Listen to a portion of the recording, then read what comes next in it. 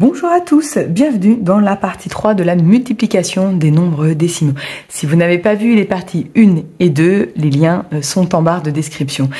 Bonjour à tous, bienvenue sur cette vidéo. Je m'appelle Gwendoline Flèche, je suis professeure de mathématiques depuis 18 ans et depuis 1 an et demi, je suis à mon compte. J'ai également une page Facebook, alors si vous n'êtes pas dessus, n'hésitez pas à cliquer sur le lien en barre de description, je serai ravie d'échanger avec vous. Et si vous avez une question, eh bien vous trouverez également mon mail en barre de description. Alors, dans cette partie 3, qu'allons-nous voir? Nous allons voir ces fameux calculs astucieux. Alors, astucieux, ça veut dire quoi? Astucieusement, ça vient de astuce, en utilisant des trucs et astuces pour calculer plus vite. Voilà à quoi ça sert. Je vous ai mis 4 exemples. On pourrait très bien les faire de gauche à droite, mais il y a forcément des petites astuces pour aller plus vite. C'est ça que le professeur attend. Tout d'abord, il faut connaître certains regroupements. Donc, je vais peut-être les marquer en couleur. Le premier qu'il faut connaître, c'est 25 x 4 qui font 100. Je vais juste vérifier qu'on voit bien la couleur à l'écran. Oui, très bien. Voyons voir. Je vais marquer d'une autre couleur. L'autre qu'il faut connaître, c'est 20 x 5 ou 2 x 5. D'ailleurs, j'aurais pu très bien. Ça fait également 100, mais en fait, c'est 2 x 5. 10, ça marche aussi.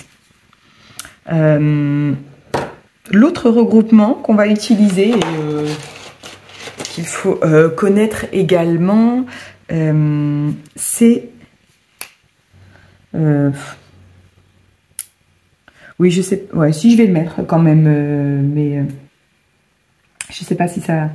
Oui, bon, je le mets quand même. C'est 0,1 x 10, ça fait 1. 0,01 x 100, ça fait aussi 1. Et allez, je pourrais mettre le cousin, 0,001 x 1000, ça fait aussi 1. Voilà. Et en fait, vous allez voir que à partir de ces petites astuces, je vais pouvoir deviner très facilement les résultats des 4 calculs proposés. On va commencer par le premier.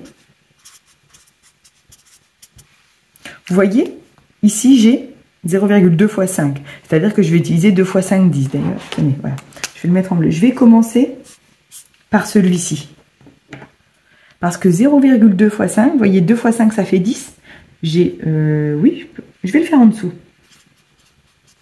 Donc 2 x 5, ça fait 10. J'ai un chiffre après la virgule. Donc dans mon résultat, je dois en avoir un aussi. La virgule se place ici. Finalement, ça fait 1. Donc je vais remplacer ce calcul par 1, puisqu'il donne 1. Et vous voyez, 173 x 1, ça fait 173. C'est pour ça que je n'ai pas besoin de calculatrice. Exemple numéro 2. x 34 x 100. Là, je repère tout de suite, c'est le deuxième vert. Donc, je vais le mettre à côté, 0,01 x 100 x 34. J'ai juste changé la place de ces deux facteurs pour qu'ils soient à côté, mais ce n'est pas du tout une obligation. Voilà. Et comme ça, je sais que ça fait 1. Je vais le remplacer donc par son résultat. 1 x 34, ça fait aussi 34. Pas besoin de calculatrice. Allez, exemple numéro 3. 100 x 0,06 x 7. Donc là, vous allez me dire, il n'y a aucune astuce écrite en couleur. Oui, c'est parce que les multiplications des nombres décimaux, si on les multiplie par 10, 100, 1000, là, il y a une petite astuce. Donc, je vais commencer par celui-ci. Donc, je fais comme s'il n'y avait pas de virgule. 6 x 100, ça me fait 600. Ensuite, je regarde le nombre de chiffres qu'il y a derrière la virgule. J'en ai 2, donc 1, 2. La virgule sera donc devant. Finalement, ça me fait 6. Je rajoute le x7 derrière. J'ai remplacé ce calcul par ce résultat.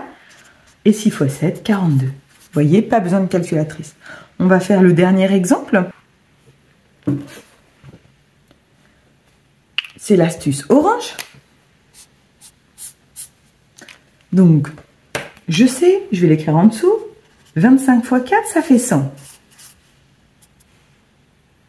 Donc, je n'ai pas besoin de mettre une petite flèche. Moi, j'ai 2,5.